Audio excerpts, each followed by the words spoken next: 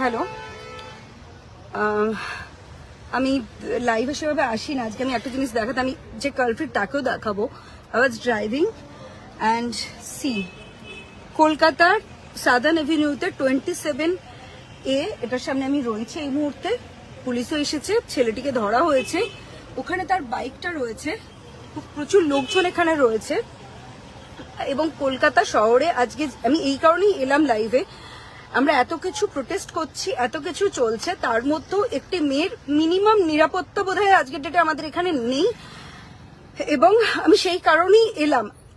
বাইকটা আমার গাড়িতে রাদার ওর টাচ হয়েছে হওয়াতে ও এসে আমাকে, আই ওয়াজ ড্রাইভিং, আমাকে এসে নক করে। আমি একটু কাঁচ নামাই এবং আমাকে বলে